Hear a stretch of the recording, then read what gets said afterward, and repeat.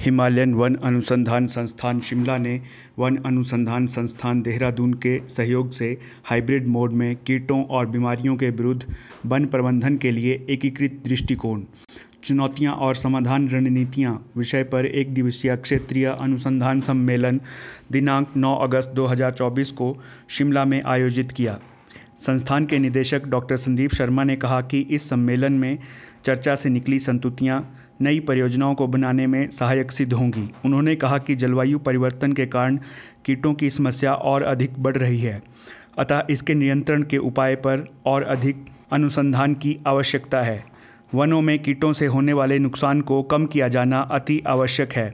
इसी संदर्भ में सम्मेलन का आयोजन किया जा रहा है।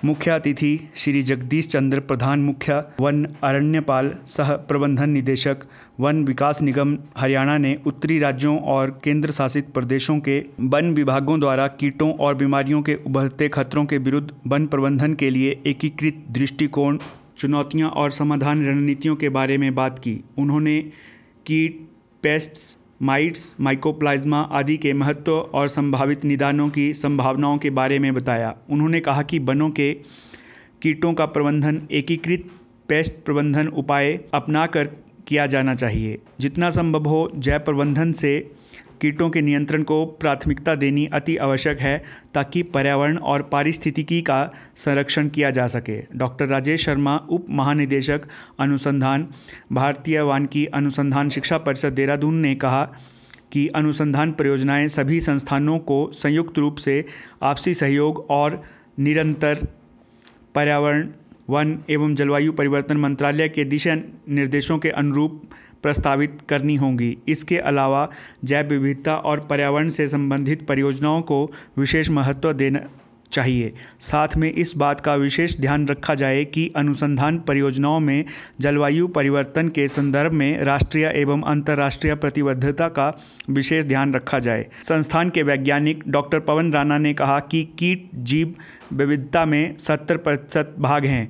कीट और तितलियां जलवायु परिवर्तन के इंडिकेटर संकेतक होते हैं। मोनार्क तितली पर्यावरण परिवर्तन के कारण अपने आवास में लगातार परिवर्तन कर रही है। कीटनाशक की प्रयोग मात्रा के लिए हितधारकों के मध्य जागरूकता लाने की आवश्यकता है, क्योंकि लोग ज़रूरत से ज़्यादा कीट नियंत्रण के लिए कीटनाशक का प्रयोग कर रहे हैं, जैसे कि 0.5% के स्थान पर 1 से 2% कीटनाशक का प्रयोग कर रहे हैं, जो कि पर्यावरण के लिए बहुत नुकसानदायक है। डॉक्टर AP सिंह, प्रभागाध्यक्ष वन संरक्षण प्रभाग, वन अनुसंधान संस्थान देहरादून ने कीटों और बीमारियों के विरुद्ध वन प्रबंधन के लिए एकीकृत उपाय, चुनौतियां और समाधान रणनीतियों के बारे में बात की।